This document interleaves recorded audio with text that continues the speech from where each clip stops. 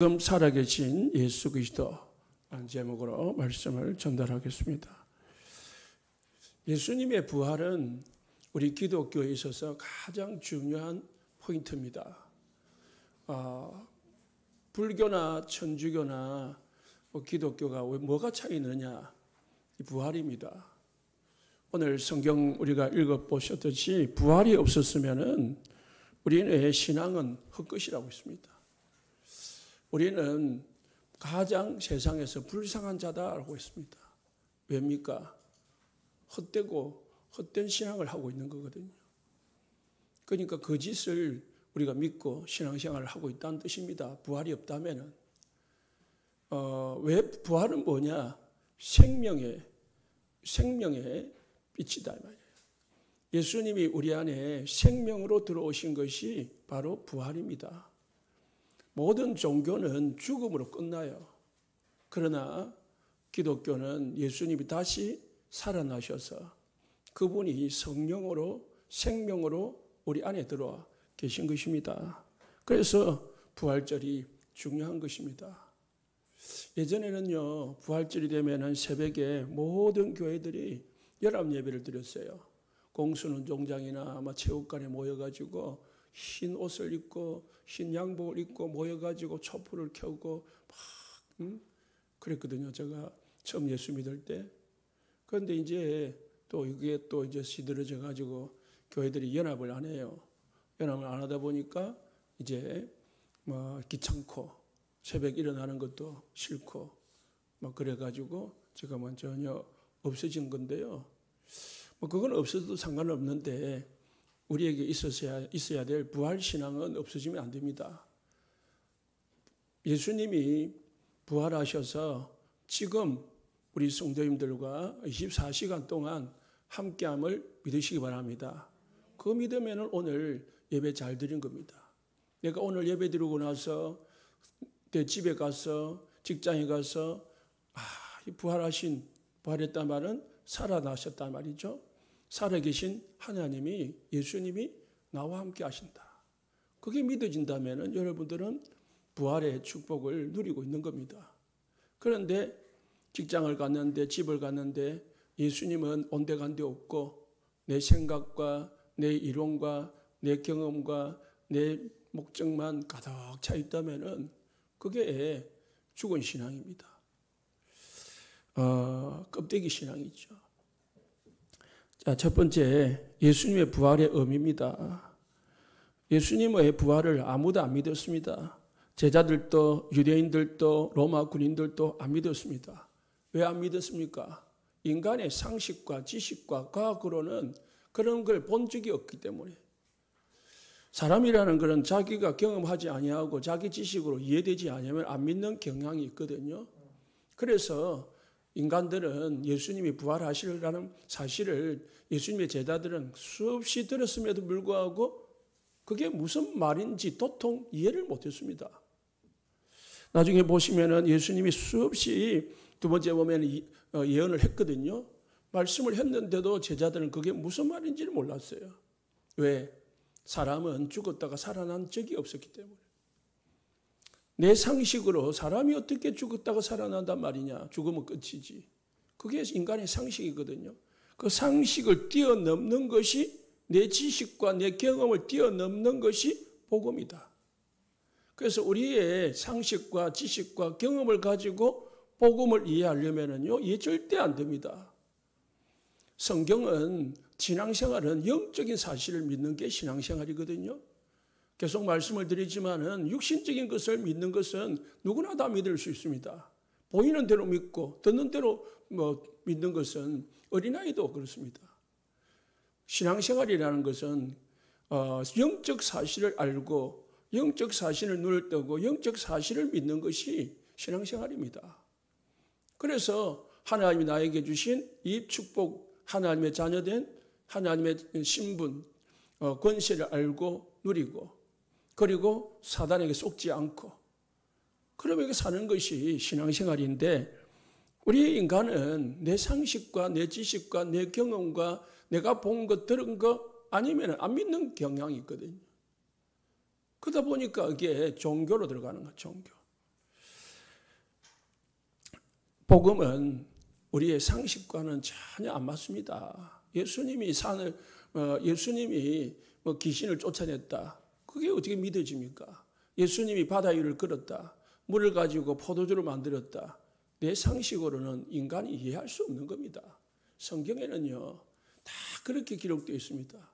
그래서 세상에 똑똑한 과학자도 있고, 의사도 있고, 박사도 있고, 오만 지식인 다 있는데 안 믿어요. 왜? 자기 지식으로는 이해가 안 되는 거거든요. 그런데 어린아이가 믿고, 할머니가 믿고, 할아버지가 믿고, 저기 거지들이 믿고, 그렇습니다. 왜?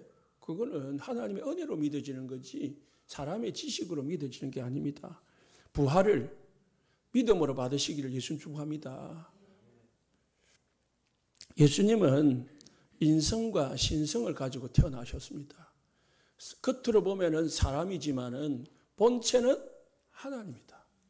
그래서 요한복음 1장 1절에 사람의 몸을 입고 있다 하셨다. 누가요? 창조주가 말씀으로 계셨던 그 하나님이 사람의 몸을 입고 이 땅에 오셨다. 요한복음 1장 14절 말씀이 육신이 되어 우리 가운데 거하심에 독생자의 영광이요. 그랬거든요. 말씀으로 계셨던 예수님이 우리에게 이 땅에 오신 것입니다. 왜 오셨느냐? 십자가 지고 죽으시려고 오신 거예요. 사람이 몸이 있어야 피를 흘리잖아요. 몸이 있어야 죽잖아요. 그래서 죽음이 없이는 피 흘림이 없이는 제삼이 없거든요. 예수님이 우리 죄를 사하기 위해서 죽으시려고 사람의 몸을 입고 이 땅에 오신 것입니다. 부활하셨습니다. 왜 부활했냐? 예수님의 겉모습은 사람이지만은 예수님의 그 본체는 하나님이시거든요. 그래서 빌립보서 2장 6절에 그의 본체는 하나님이시다. 그런데 종의 형체를 입으시고 이 땅에 낮은 자리에 오신 것입니다. 우리의 지식으로 경험으로 믿으려 하지 말고 하나님의 은혜로 믿으시기를 예수님 축복합니다. 예수님의 부활은 성경에 예언된 사건입니다. 이사야 10편 16편 10절에 서홀에 버리지 아니하시고 지옥에 버리지 아니하시고 거룩한 자를 멸망시키지 않았을 것이다. 마태복음 16장 21절에, 마태복음 20장 19절에, 26장 32절에, 마가복음 9장 9절에, 요한복음 2장 19절, 예수님이 계속 제자들에게 내가 고난받고 죽고 그리고 사흘 만에 살아날 것이다. 계속 말씀하셨습니다. 바리새인들에게는 이 성전을 헐어라. 내가 사흘 만에 일으키리라. 누구를 가리켜? 자기 육체를 가리킴이라 했습니다. 예수님이 사흘 만이라는 것은 3일 만에 부활할 것이다. 또 무리들이 예수님께 기적을 보여달라고 했습니다. 기적을 보려 하다니까 요나의 기적밖에 너희에게 보여줄 것이 없다 했습니다. 최고의 기적은 죽음과 부활입니다. 요나가 3일 동안 뱃속에 들어갔다가 3일 후에 나왔거든요. 그게 부활입니다. 요셉이 구덩이에 들어갔습니다. 그래가지고 형들이 애국에 다시 건진받아가지고 팔려갔습니다. 그게 다 예수님의 죽음과 부활을 의미하는 사건들입니다. 성경에는 수없이 그리 많습니다. 성경에 예언됐단 말은 오늘 고린도전서 3절의 말씀대로 성경대로 그리스도께서 우리 죄를 위하여 죽으시고 4절에 성경대로 사흘 만에 다시 살아나사 그냥 우연히 어쩌다 보니까 이렇게 되어진 게 아니다는 거예요. 하나님의 정확한 작정과 계획 속에 우리 인간을 구원하기 위한 하나님의 은혜 속에서 모든 것이 되어진 것이다. 세 번째로 예수님이 부활하신 증거가 있습니다. 사람들은 안 믿어요. 그래서 이 제사장과 장로들이 예수님의 이 부활을 조작을 해가지고요 도둑을 맞았다. 이 제자들이 도둑질을 해가지고 시체를 도둑질하고 그래가지고 부활했다. 또 예수님을 너무 사모하다 보니까 환상을 봤다. 그렇게 조작을 하기도 하고요. 아니, 기절을 했다가 깨어난 것이다. 그렇게 거짓말을 하기도 했는데, 사실상 예수님의 부활은요, 역사적 사실입니다. 우리가 늘 고백하잖아요. 신앙 고백. 본디오 빌라도에게. 본디오 빌라도는 이스라엘 역사에 정확하게 있었던 인물입니다.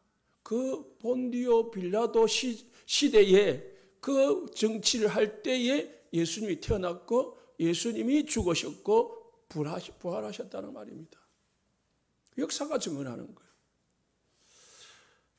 그리고 마가복음 16장 9절에는 막달라 마리아에게 보이시고요. 마태복음 28장 9절에는 여러 여자들에게 보이셨고, 누가복음 24장에서는 엠마오로 가는 두 제자에게 나타나셔서 말씀으로 감동시키셨고, 요한복음 20장 19절에 24절에서는 열 제자에게 나타나셨고, 20장 26절에 29절에는 도마에게 나타나셔서 의심하지 말고 어떻게 해요? 내 옆구리에 손을 넣어서 만져보고 내 손바닥을 보고 믿어라.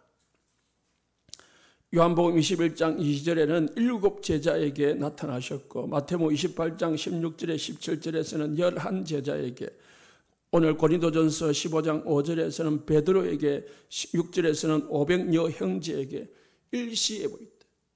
한 사람이 봤으면은 착각할 수도 있고, 환상을 보실 수도 있고, 뭐가 또 거짓할 수도 있는데 500명이 한꺼번에 봤단 말이에요. 15장 7절에서는 야고보에게 보이셨고, 사도행전 1장 2절에 9절에서니까 11 제자에게 나타나셔서 40일 동안 함께 하셨다. 사도행전 9장 1절에 5절에는 바울에게 나타나셔서 다메섹에서 바울을 부르셨습니다.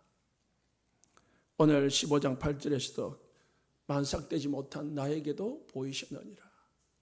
이렇게 많은 증거가 있고 증인들이 있습니다. 예수님의 부활은 정확한 사실이라는 사실을 믿으시기 바랍니다. 그러면은 더 중요한 것, 이 부활이 우리 성도님들에게 무슨 관계가 있느냐? 구원받은 성도에게 최고의 축복이 예수님의 부활입니다. 고린도전서 15장 20절에 예수님은 부활의 첫 열매다. 첫 열매가 있었으니 둘째 열매도 있다는 말입니다. 그 감람나무에 올해 감람나무가 열매가 열렸으니 다음에도 열린다는 말이죠. 올해의 사과가 열렸으니 다음 해도 사과가 열릴 거란 말이에요. 예수님은 부활의 첫 열매다. 그래서 다니엘서 2장 12장 2절에 영생을 믿는 자는 영생을 받을 것이고 믿지 않는 자는 수치를 당할 것이다. 분명히 모든 인간은 죽었다가 다시 살아나요. 불신자도 살아나고 신자도 살아납니다. 요한복음 5장 25절에 29절에서는 믿는 자는 생명의 부활로, 악한 자는 심판의 부활로 나타난다. 요한복음 6장 40에서는 아들을 보고 믿는 자마다 영생을 얻는 이것이니 마지막 날에 내가 이를 다시 살리리라. 모든 믿는 자를 예수님이 다시 살리실 것이다. 믿고 소망 가지시기를 예수님 축복합니다. 그래서 우리 기독교인이 죽음을 두려워하지 않는 이유입니다. 헤롯 왕이 핍박을 했습니다.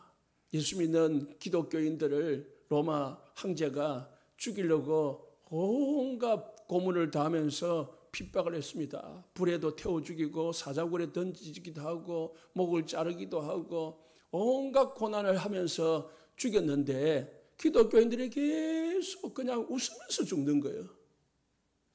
막 좀 슬퍼하고 막 고통스럽게 소리 지르고 막 그렇게 죽어야 되는데 막 기뻐하고 찬양하면서 죽는단 말입니다. 헤롯 왕이 더 미쳐 부르는 거예요. 힘들게 죽어야 돼요. 자기가 좀 시원해질 건데 기쁘게 죽는단 말입니다. 왜 저러느냐 저 사람들은. 알고 보니까 뭐가 있어요? 부활의 소망이 있는 거예요. 기독교인들에게는 부활의 소망이 있다. 그래서 우리가 내 가족이 또는 내 친척이 이 땅을 떠나도 우리가 그렇게 슬퍼할 이유가 없는 것은 다시 만날 시간표가 있기 때문이죠. 다시 만날 소망이 있기 때문에 우리는 그렇게 슬퍼하지 않는 것입니다. 그냥 조금 잠시 헤어지니까 슬플 뿐이지 영원히 헤어지는 게 아니다는 것이죠. 그리고 여러분들도 이 땅을 떠나더라도 영원히 떠나가는 것. 육신은 이 한계가 있어요. 70이고 80이고 요즘은 100세 시대다 하지만은 영혼은 영원한 겁니다. 우리 속에 있는 영혼은 영원히 천국에 가서 사는 거고 불신자는 영원히 지옥에 가서 사는 거예요. 요한복음 6장 40절에 요한복음 11장 25절에 나는 부활이요 생명이다. 예수님은 우리에게 생명을 주시는 분이십니다. 그래서 나를 믿는 자는 죽어도 살아나고 또 영원히 죽지 아니하리라. 사도행전 24장 15절에 악인과 의인과 악인의 부활이 있으리라. 악인도 부활하고 의인도 부활합니다. 그런데 의인은 상급을 받고 악인은 심판을 받아서 지옥을 갑니다. 고린도후서 4장 14절에서는 예수를 다시 살리신 이가 하나님이 예수와 함께 우리도 다시 살리사 너희와 함께 그 앞에 서게 하실 줄을 아노라. 예수님을 부활시키신 하나님이 우리도 부활하게 하셔서 예수님과 함께 하나님 앞에 서게 하실 것이다 라고 말씀하셨습니다. 데살로니가전서 4장 13절에 18절에 우리가 예수께서 죽으셨다가 다시 살아나심을 믿을지인데 이와 같이 예수 안에 자는 자들도 하나님이 그와 함께 데리고 오시리라. 성경에는 죽었다 말하지 아니하고 잔다고 했습니다. 잔다는 말은 뭡니까? 밤에 자면은 아침에 일어난다는 말입니다. 그래서 기독교인의 죽음을 죽음이라고 하지 않고 잔다라고 표현했습니다. 고린도전서 15장 51절에 55절에 나팔 소리가 나매 예수님이 다시 재림하실 때에 죽은 자들이 썩지 아니할 것으로 다시 살아나고 우리도 변화하리라. 이 썩을 것이 반드시 썩지 아니할 것을 입겠고 또 죽은 것이 죽지 아니함을 입으리라. 우리 모든 성도님들 부활하신 예수님이 우리에게도 부활의 능력을 주셨음을 믿으시기 바랍니다. 우리 모든 성도들에게는 영원히 살 수 있는 하나님이 생명을 우리에게 주셨어요. 그래서 우리에게는 부활의 소망이 있는 것입니다. 부활의 소망이 있기 때문에 우리가 이 시간에 예배 시간에 나와가지고 앉아있는 것도 헛되지 않는다는 것입니다. 오늘 고린도전서 15장 18절에 그리스도 안에서 잠자는 자들도 망하였으리니 만일 그리스도 안에서 우리가 바라는 것이 다만 이 세상 삶뿐이면은 모든 사람 가운데서 우리가 더욱 불쌍한 자리라. 우리가 이 세상에서 예배하고 참고 견디고 손해도 보고 하는 이유가 뭐냐? 저 세상에 하나님이 큰 상급을 준비하고 있기 때문에 괜찮다는 것이. 그잖아요. 큰 30평, 40평짜리 새 아파트를 분양을 받아놓고 이제 입주가 가까우고 있습니다. 그런데 지금 내가 사는 집은 허름해가지고 이 바퀴벌레가 끼고 곰팡이가 끼고 그렇단 말입니다. 그래도 뭐합니까? 이제 한 달 후, 두 달 후만 있으면 좋은 집에 들어가는 거예요. 그렇기 때문에 지금 내가 어렵게 사는 것은 아무 문제가 안 된다는 거지. 우리 모든 성도님들에게 부활의 소망이 있기를 예수님 축복합니다. 자, 예수님의 부활이 지금 살아계십니다. 부활하신 예수님이 지금 살아계셨다. 예수님이 부활하셔서 우리 성도님들의 뭐 어떤 문제를 해결하셨습니까? 창세기 3장 15절에 뱀의 머리를 상하게 하신 것입니다. 이 사단은요, 바보요. 귀신은요, 과거 것, 당장 지금의 것은 알아맞혀도 미래 것은 못 맞춥니다. 예수님이 죽음으로, 예수님을 죽임으로 끝나는 줄 알았어요. 그런데 하나님께서 예수님을 다시 살리셨던 겁니다. 사단은 바리새인들을 이용을 해가지고 저 예수를 죽여버리면 끝날 것이다 라고 계획을 세웠지만은 하나님은 죽음에 머물러 두지 않고 다시 살리셔서 그리스도이심을 증명한 겁니다. 하나님의 아들이심을 증명한 것입니다. 사단이 얼마나 놀랍겠어요. 예수님이 부활하셔서 창세기 3장 15절에 뱀의 머리를 상하게 하셨다. 그래서 사단을 꺾을 수 있는 분은 오직 부활하신 예수 그리스도밖에 없어요. 저 창원에 예전에 지금은 그 교회가 이름이 바뀌었는데 부활의 교회가 있었어요. 또 지금 저기 강원도에 가보면은 이름이 생각 안 나는데 부활을 강조하는 교회가 있어요. 그런데요, 이 부활의 신앙을 가지다 보니까 어마어마한 영적인 이 사건들이 많이 일어나더라고요. 시달리는 사람들, 귀신에게 특히 시달리는 사람들이 그 교회 가면은 나아요.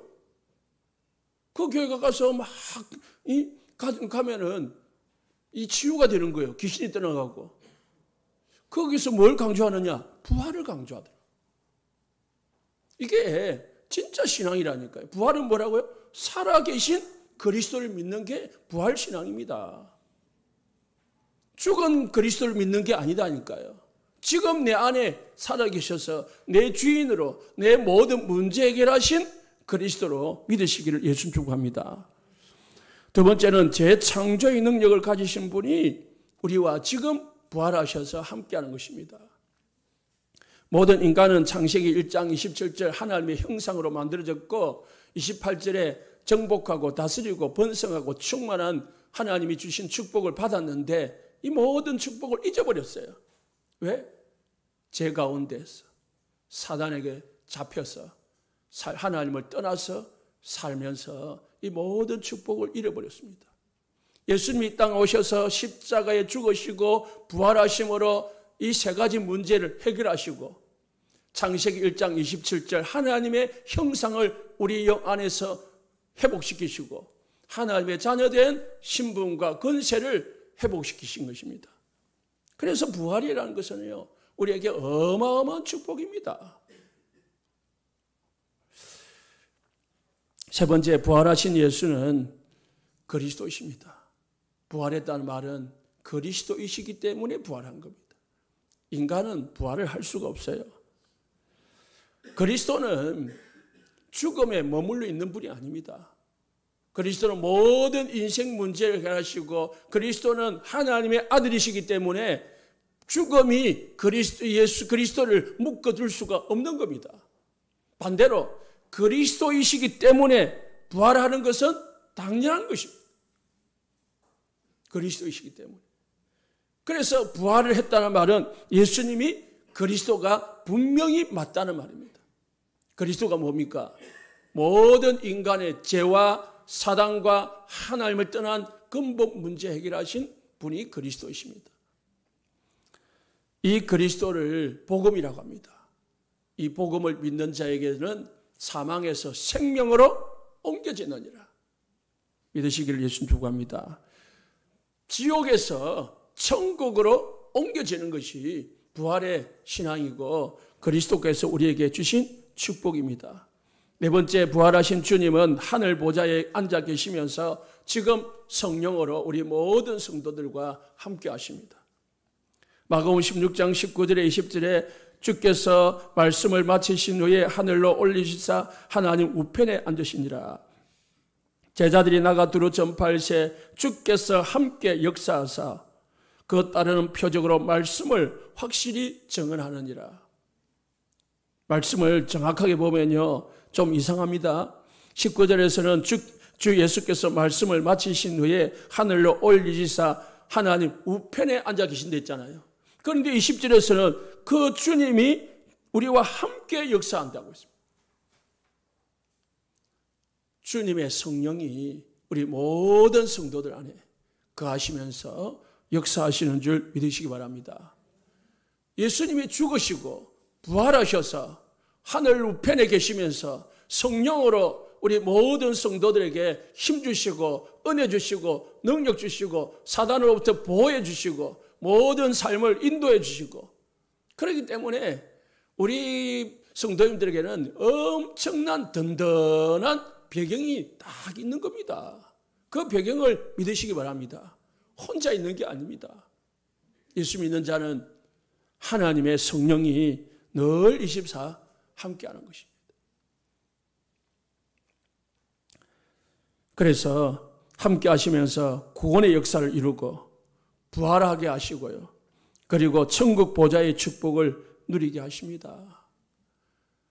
오늘 부활절입니다. 하나만 믿으시기 바랍니다. 부활하신 것은 사실입니다. 그러면 부활하신 예수님이 나에게 어떤 축복을 주셨느냐? 나는 종교인이 아니다. 나는 살아계신 그리스도를 믿는 생명의 종교가 아닌 생명을 믿는 사람이다. 생명인 게 뭡니까? 살아있다는 거거든요. 그래서 24 살아계신 그리스도를 누리시기를 예수님 축복합니다. 혼자 신앙생활 하지 말고 살아계신 하나님과 함께하는 신앙생활을 하시기 바랍니다. 결론입니다. 예수님의 부활과 그 능력을 믿는 자에게는 마태복음 28장 16절에 20절에 예수님께서 모든 족속으로 제자를 삼아라 했습니다. 언제까지요? 세상 끝날까지 너희와 항상 함께 할 것이다 했습니다. 세상 끝날까지 함께 계시면서 부활하신 주님이 함께 계시면서 모든 족속으로 제자 삼게 만드실 것입니다. 정말 부활의 축복을 누리는 사람에게는 마가복음 16장 15절에 20절 가는 곳마다 치유의 역사가 일어나고 귀신이 떠나가는 영적인 역사가 일어나게 되어 있습니다. 부활의 신앙을 가진 사람, 부활의 신앙을 믿는 사람에게 이 역사가 일어나는 거예요. 내게 왜 역사가 안 일어나지? 내게 왜 이런 증거가 안 일어나지? 내가 안 믿으니까. 그냥 껍데기만 들고 다니니까. 그냥 막 가방만 들고 다니니까 역사가 안 일어나는 거예요. 지금 부활하셔서 지금 살아계셔서 지금 나와 함께 하시고 지금 나의 모든 문제, 내가 고민하는 것, 내가 염려하는 것, 내가 지금 어려워하는 것, 그것을 해결하시는 그리스도다라고 믿으시기를 예수님 축복합니다. 그것만 믿으면 돼요. 앞에 거는 다 그냥 믿으면 되는 거고 이해하면 되는 거고, 실제로 내가 뭘 믿어야 되느냐? 주께서 함께 나와 역사하신다. 사도행전 1장 8절에 하나님께서 우리에게 뭘 준다고요? 권능을 준다고. 권능. 그래서 함께 역사하시면서 우리에게 성령을 주셔서 권능을 주셔서 가는 데마다 증거를 주시겠다고 했습니다. 부활의 축복을 누리는 사람에게는 증거가 나타난 것이 당연하다. 네 번째로 요한복음 21장 15절에 18절에 네 어린 양을 먹이라, 내 양을 치라 했습니다. 후대를 살리는 축복이 있게 되어 있습니다. 오늘 부활절을 통해서 우리 모든 성도님들이 부활신앙을 가지고 지금 살아계신 예수 그리스도가 나의 주인 되고 실제로 누리는 축복이 있기를 예수님 축복합니다.